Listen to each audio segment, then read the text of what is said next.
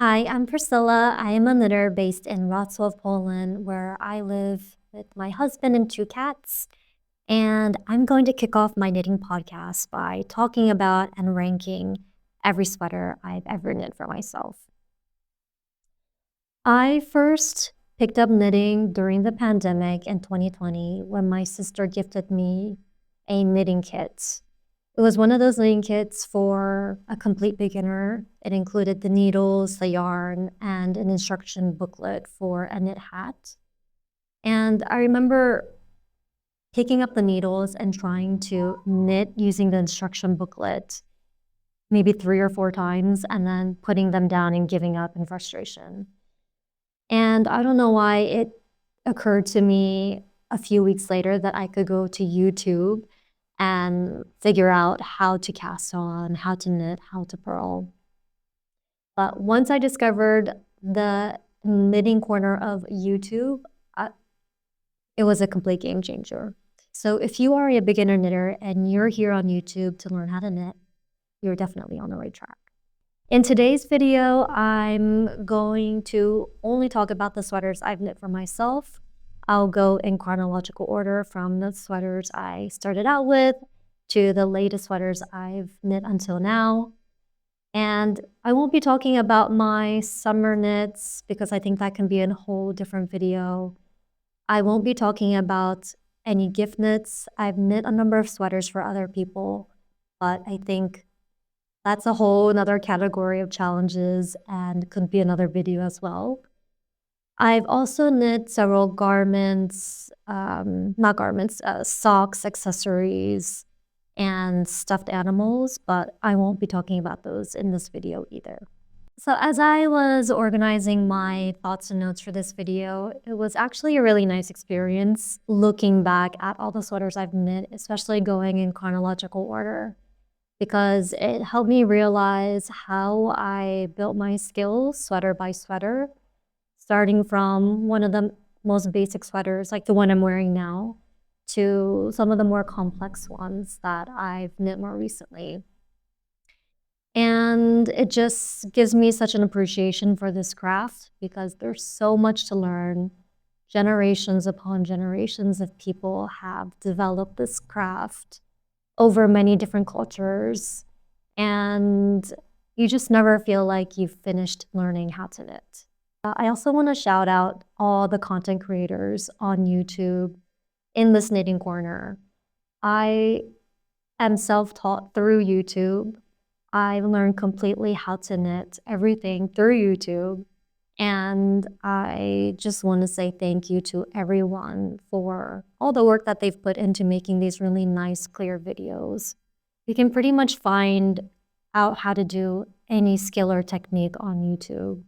In particular, I want to shout out Very Pink Knits and Nimble Needles. Usually when I need to learn a technique, I'll go to their YouTube channels first to see if they have a video.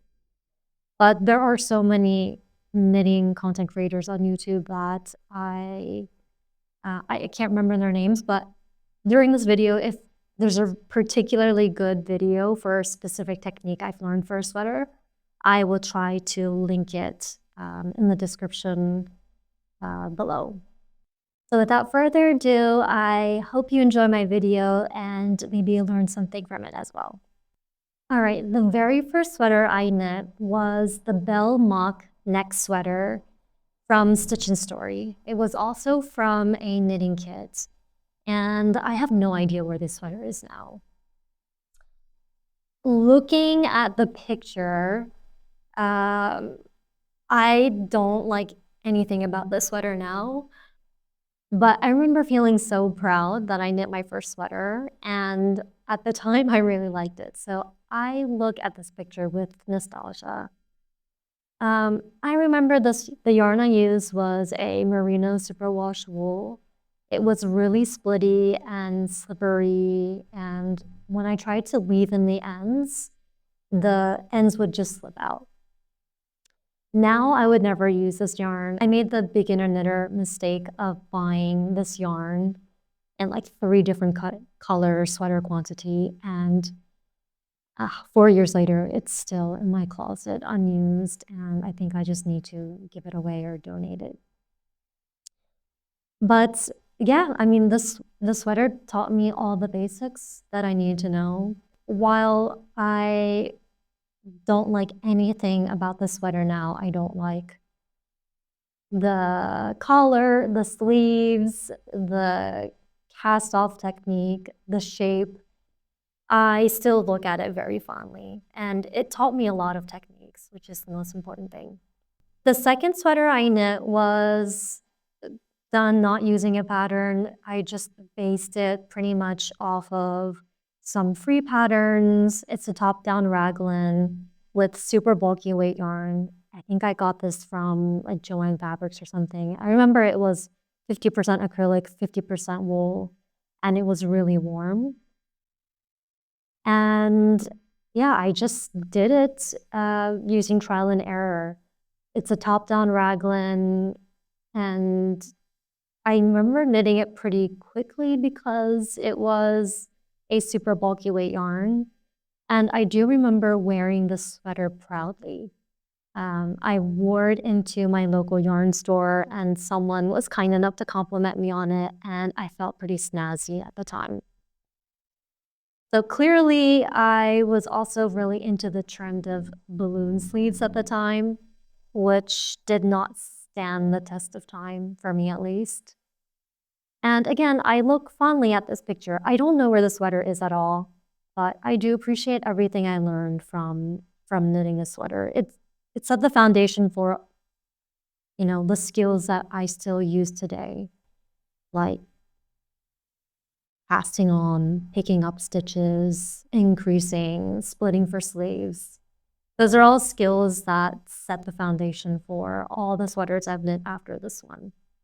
So I forgot to rank the first sweater and this one, but for both, I'll give them a D because I don't like them, but an A for nostalgia. The next sweater I knit was the Sunday sweater by PetiteKnit, and this was my first polished sweater I knit. I knit this in Barocco Ariel, which is a mohair held with Barocco vintage in colorway oatmeal. The construction is a top-down circular yoke with balloon sleeves again, and a relaxed, cozy fit. I remember this one was a bit frustrating because whenever I remember making several mistakes that were quite costly. Like I remember having to frog one time, maybe like a full day of work because I found a mistake. But the sweater absolutely ignited an excitement in me because I think that it turned out a lot more polished than the other sweaters. And I was really proud of it. I originally knit the sweater for my sister. So this is my first gift knit. But when I gave the sweater to my sister and presented it to her, she wasn't that excited about it. And I could tell from her reaction, it just wasn't her style, which I'm really grateful for. My family is quite blunt like that. But because of that, you know, I just took it back immediately. And I was like, okay, I'll wear it. I'd be glad to wear it since I spent so much time on it. But at the time, I didn't really know about color palettes and what colors work with my skin tone. And I realized in the following months that that color of beige gray just didn't go with my skin tone. It washed me out. I'm an autumn palette, so I need things with yellow in them, like on the yellow end of the spectrum as opposed to the blue end of the spectrum. So while I was really proud of the sweater, I found myself not really reaching for it. I didn't feel like it looked that great on me. So I ended up frogging the sweater, which is why I don't have it today. But I made some really cool stuffed animals with it. So I knit 2 Teeny Spring Bunnies by Tatiana Gregoriana for my friend's babies. And I knit 1 Sophie hood for a friend, as well as 2 Tasinki and Terry stuffed animals by Loroko Uniko. And I think the two stuffed animals look so beautiful in this yarn. That is an amazing free pattern by a Korean knitter who puts instructional videos on YouTube. And you can watch it using subtitles. But I still have some leftover yarn from the sweater that I frogged, and I think I could make one more stuffed bear with it. So even though I frogged the sweater, I am really proud of it, and I think it was a really important step up in my knitting game. And I do, again, look at this really fondly. Regarding the pattern, I have no notes on the pattern. I think it's really well written. I still have the pattern. I don't know if I would knit that sweater again. I think it's a beautiful design, but I would definitely change the balloon sweaters, which have pretty much gone out of style now. So I'd maybe make it a wide sleeve sweater, which is the trend nowadays. So maybe a more classic fit sleeve would be better. For the Sunday sweater, I'm going to rank it a C because I think it's better than the first two sweaters I knit, but I still ended up frogging it. The next sweater that I knit is the Moosonee sweater by Tara-Lynn Morrison, which I'm wearing now. And it is knit in a super bulky weight yarn. I still have a full skein left over that I've been meaning to knit a hat with. But this is a gorgeous yarn by We Are Knitters. It's called The Wool, and it's colorway hand painted sprinkle. The construction is a top-down raglan with a turtleneck and a boxy body. It's a really simple and effective design. And if you are a beginner knitter and you like this style, it's a really good pattern to start with because the yarn is so thick. It will teach you some basic skills, but you'll be able to learn them really fast. This sweater doesn't have any bells and whistles that I incorporate into all my sweaters nowadays. Like the bind off is a simple bind off. It doesn't have any German short rows, which raises the back of the neck and prevents your sweater from lighting up your back. But ironically, it's the sweater I get the most compliments on to this day. I think because the yarn is so special and unique. And it's still a sweater that I have in my wardrobe and wear every year.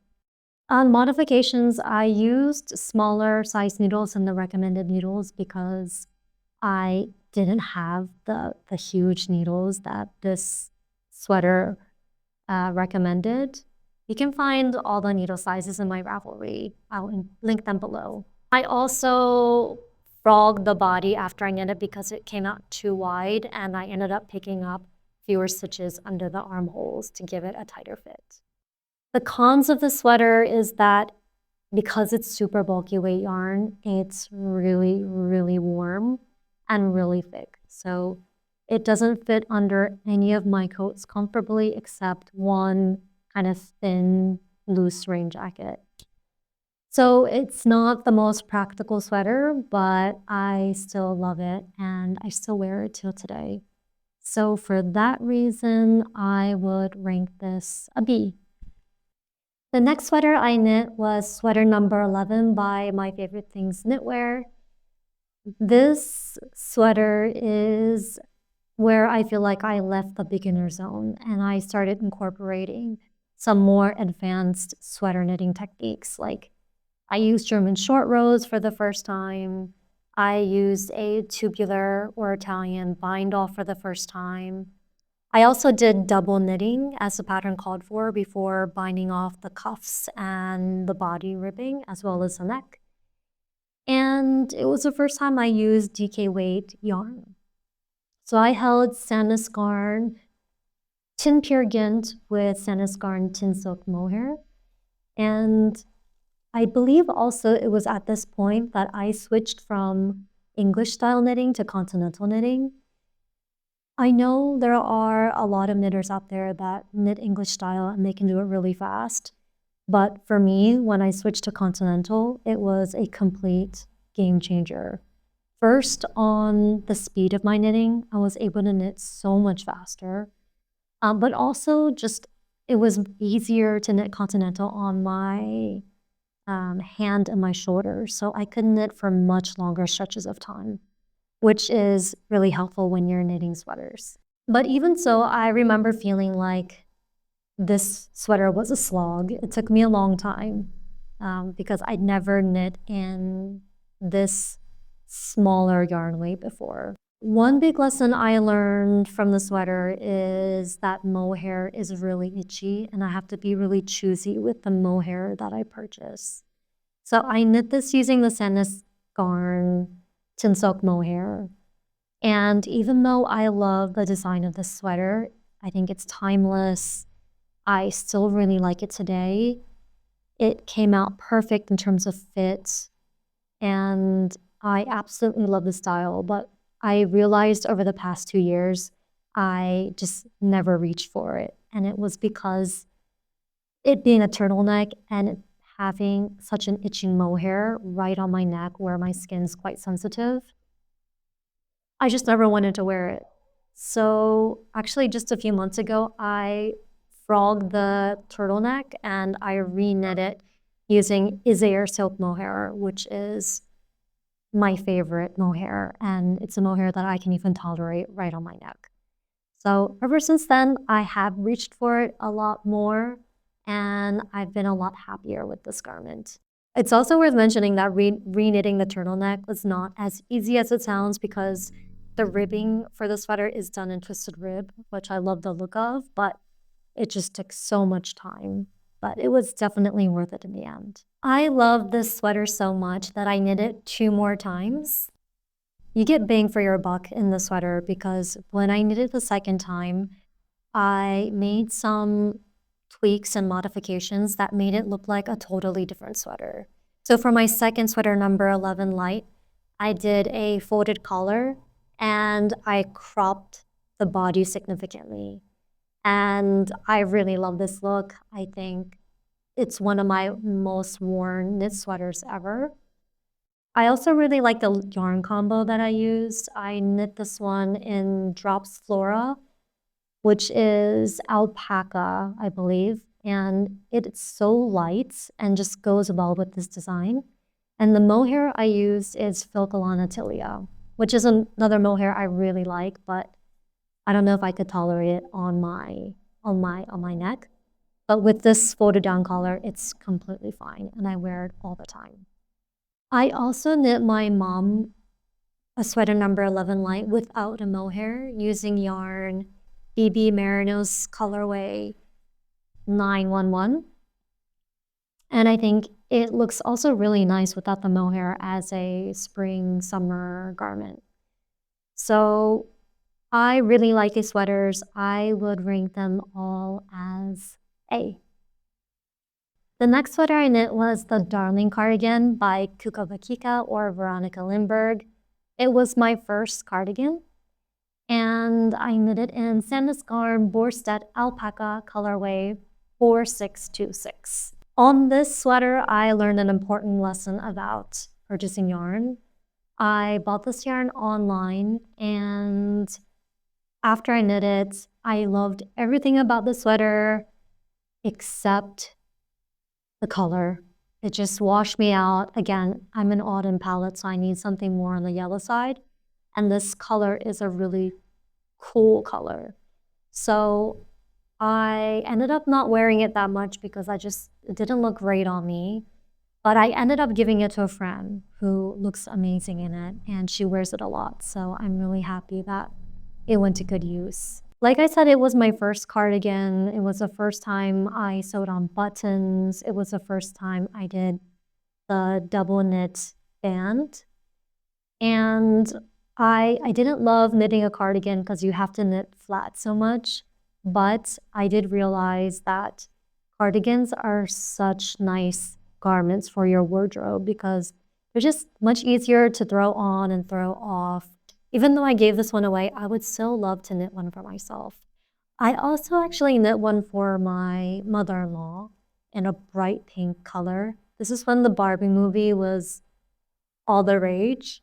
So I was really inspired by that color, but I would love to knit one for myself one day. I'm gonna rank this sweater a B because I ended up choosing the wrong color, but for the pattern, I would rank it an A.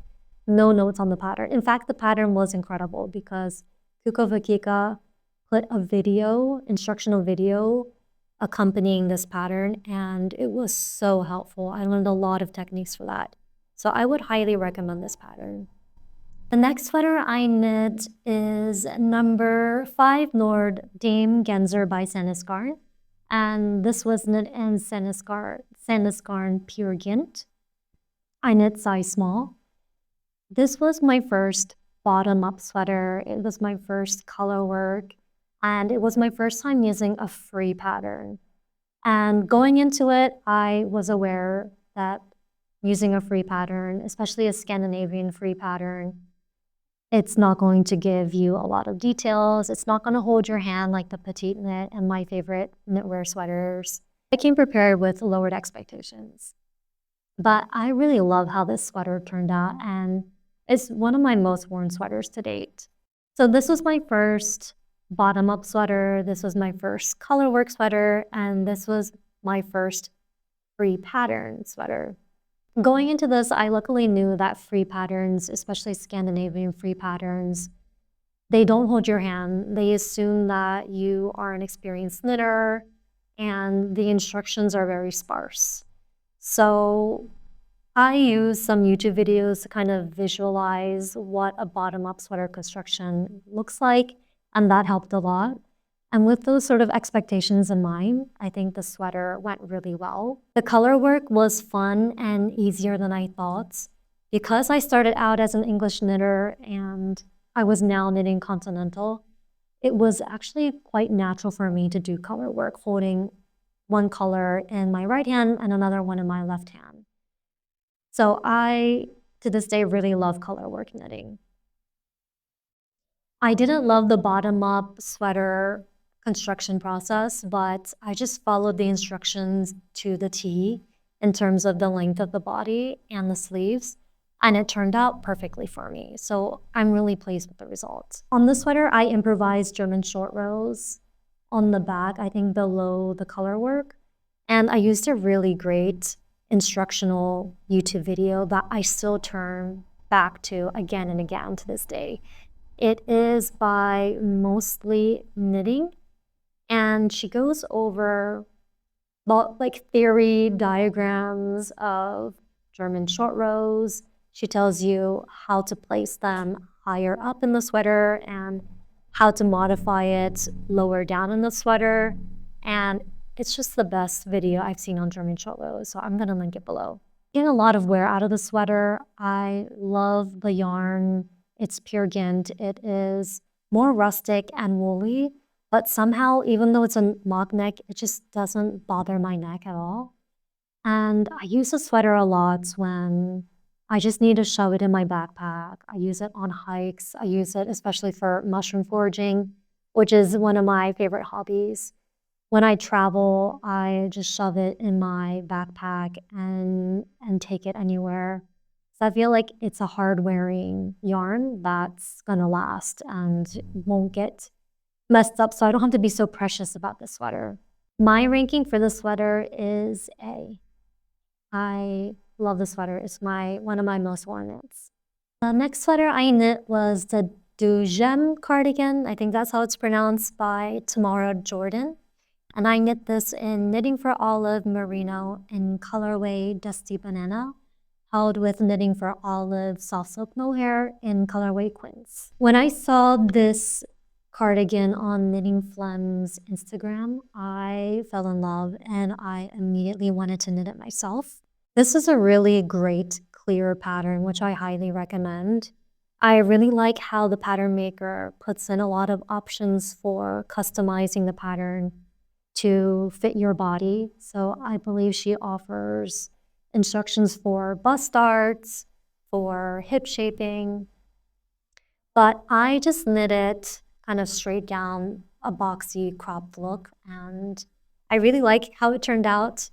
I remember as I was knitting it, I think because it's a rib pattern throughout, the sweater was like so tiny. It looked like it was for a baby.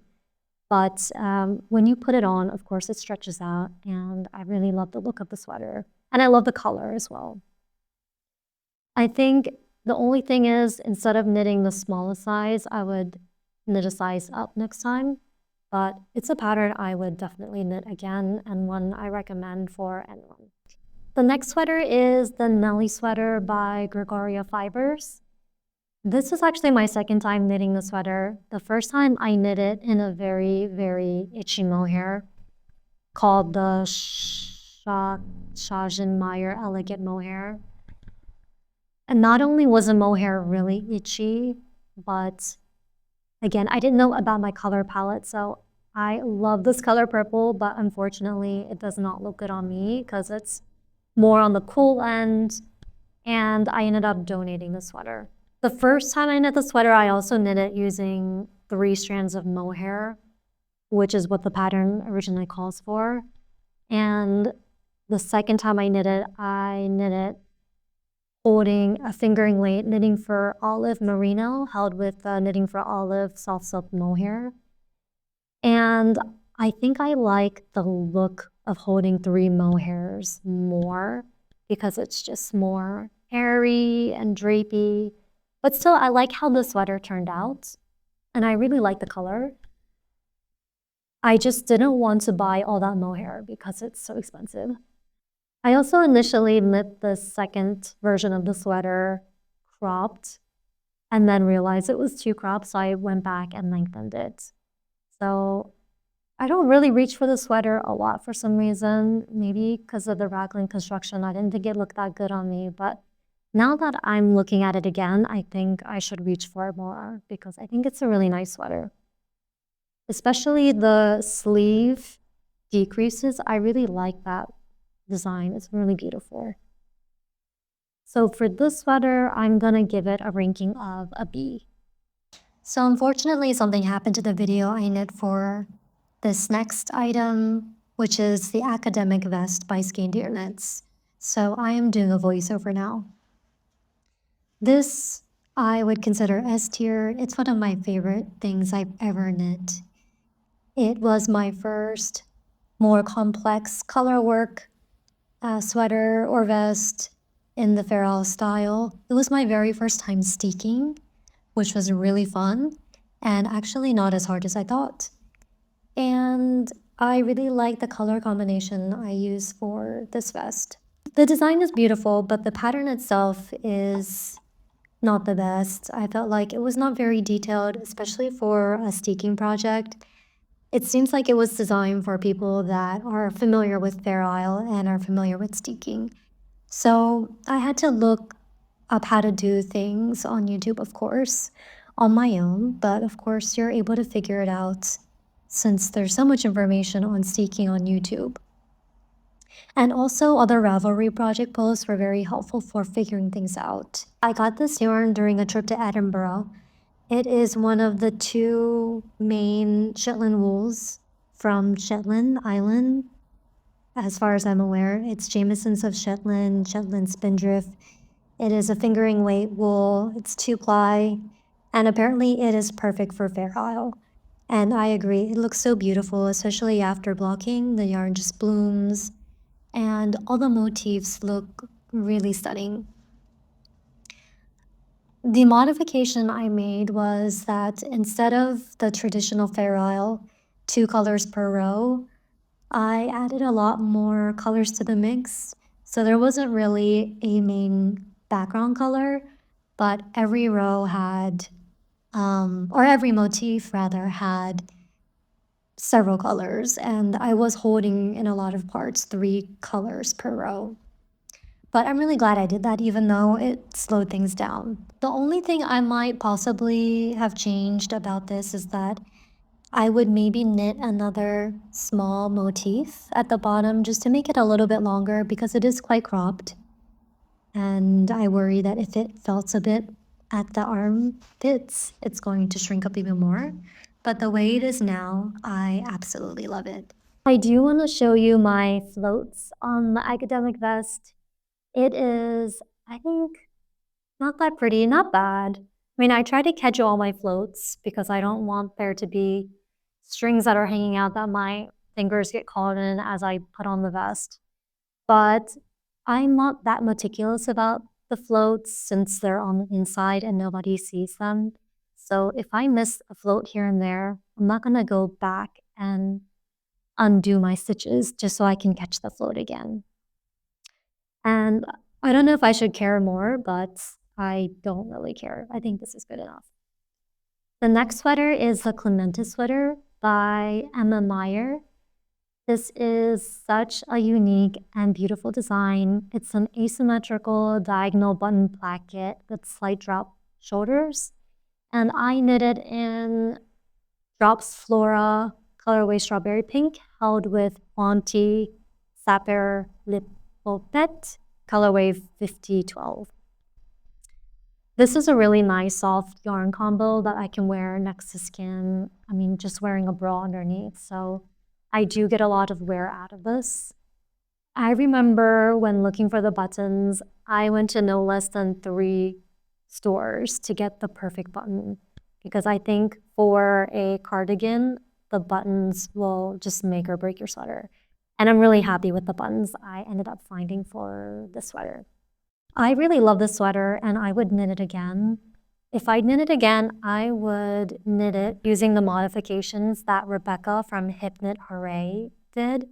So instead of a boat neck, she made it more of a crew neck, a tighter fit around the neck. And then she also made the sleeves slimmer, which I think looks better than the sort of wider sleeves that the pattern has.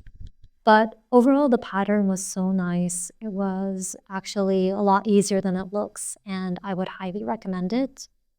I'm going to give this sweater an A. My next sweater is the Moby sweater by PetiteKnit, and this is an S-tier sweater. I wear this sweater all the time, and if my apartment caught on fire and I could only save one sweater, this would be it. I knit this in West Yorkshire Spinners Fleece Blueface Leicester DK weight yarn held with Isair silk mohair. It's super soft, it's really wearable, and I just love the classic design of the sweater. The pattern is, for me, just perfect. Not a single thing I would change about it. The design is not too busy, it's not too plain, it's perfect, it's classic. I love the lattice in the middle. Also, the yarn combo is perfect. I think the West Yorkshire Spinners Blueface Leicester DK weight yarn is one of my all-time favorite yarns to knit with. And as you know, I love the Isair silk mohair. It's so soft and fluffy, and the yarn combo is just perfect. I added an elastic to the collar to keep the shape, which I like to do with a lot of my sweaters. And if you're going to knit the sweater, just maybe 2 things to look out for is that the instructions for the gauge swatch are not that clear. So I use these instructions for the gauge swatch, which I'm going to link below. And also there is a mistake for knitting the size X small, which I knit. I saw it on some knitting podcasts, I forgot which one. So for X small on row 30 on the back yoke, the chart doesn't have the 6 needles that are already, the 6 stitches that are already on your needles. So make sure to incorporate that into your knitting as you knit the chart. The next sweater is the Late Summer Wrap by Pernille Larsen, and I knit this specifically to wear over a dress I had for a wedding. It is knit in Sandnes Garn Sunday, held with Isair silk mohair. It is the one and only wrap I ever made. I think it looked really nice with the dress. It suited its purpose. I got a lot of compliments on it at the wedding, but I don't really wear it that much anymore. I think if I wear that dress, I'll definitely wear the wrap with it, but something about the fit, it just didn't fit my body that well. I think also the straps I knit a little bit too long. As I was knitting it, I thought it's better to just knit it longer than shorter, but then you have like really long straps that kind of flap around and it's a little bit inconvenient. So the next time I knit a wrap, I'm gonna make sure I pay a lot of attention to the strap length to make sure it's perfect. This color is actually really similar to the yarn combination I use for the Nele sweater. It's also a burgundy Bordeaux, but I kind of prefer this one better because it's a little bit darker. And also when trying on these sweaters for this video, I could tell a huge difference between the Nele sweater, which I use knitting for olive, soft silk mohair, and for this one I use the Isère mohair. This one's a lot softer, and I think it's due to the Isère mohair. Overall, I'm glad I knit this. It works really well for this dress, but I think just because of the fit and construction, it's not something I would necessarily knit or recommend to others. But if you want it for a really specific purpose, I mean, I saw a lot of Ravelry users knit it for, these kind of formal events. I even saw somebody knit it for their wedding as a wrap about their wedding dress. I think it looks really nice. Sadly, I don't have the next sweater to share with you because I accidentally felted it. It is a Dartmoor sweater from Caidree. Last year when I knit it, I wore it all the time. Definitely last year, it was my most worn knit. I mean, I think I wore it almost every day. It was really soft. It was really warm, especially for the colder months. And I loved it. It went with everything. But for some reason, it felted in the washing machine. So usually after I block my sweaters, to get all the moisture out, I put it on the spin cycle in my washing machine. But this time, the spin wasn't going fast. And so the sweater wasn't sticking to the side of the drum. It was going up and then flopping down, up and flopping down. And that obviously caused it to felt, and it was just completely unwearable. So unfortunately, RIP to the Dartmoor sweater, but I would definitely knit it again. It was a really well-written pattern. The fit was really nice. The yarn combo I would also recommend. I knit it in Drops Daisy, held with Bocalana Tilia, which is a really nice soft combo, especially the Drops Daisy. And it's just a good staple piece to have in your wardrobe. I am thinking about knitting it again, maybe in a bright color, because the design is so simple and classic. I think you can go a little bit more crazy on the yarn. So maybe I'll go with the matcha green color, which is all the rage these days. And the last sweater I'm going to talk about is the Fridagsgenser sweater by Aftenstrikk. I knit this in West Yorkshire Spinners Fable brush yarn, which is a mix of mohair and wool into one yarn. And I thought at the time this was genius because I didn't understand why I have to hold two strings, one wool and one mohair together. And after the sweater experience, I realized you don't get the same effect when you combine it into one string, because the mohair being held and being separate from the wool fills in those little holes in your sweater. So it creates a different kind of fabric. But nonetheless, I thought this yarn looked really nice for this pattern. The cable definition is so beautiful, and I love the overall look of the pattern. But I consider this sweater a fail because, first of all, it was a bottom-up sweater construction, and I used the alternate cast on, which has a nice look. But when you do the alternate cast on, you have to size down a needle, and I forgot to do that. So the ribbing turned out super loose and messy looking at the cast on, and unfortunately, I didn't catch that until I think towards the end. Somehow I missed it. And I just really don't like how messy this cast on ribbing looks. Another thing I don't like about the sweater is that the yarn is so itchy. I feel like this pattern is so beautiful. This design is stunning. And I love the turtleneck look for this sweater because it's a really long sweater and it just really looks nice. But because it's a turtleneck, you need a really soft yarn on your neck. And this stable brushed Aran is really rough. I think it's one of the roughest yarns, most rustic yarns that I've used. And even though it looks so beautiful in this cable knit pattern, I just don't like how it feels on my neck. And so I tried to wear it after I knit it, but I just have not even put it on since. So because of that and because of the cast on, I'm thinking about frogging it and using the yarn for something else. But another option I could do is I could do sweater surgery for the cast on edge. I've never done sweater surgery before, so I'm a little intimidated, but I could do that. And I could just adjust the turtleneck into a crew neck and save the sweater. But also there is another mistake that kind of bothers me on the back of the sweater. There was a whole column of knits that I missed.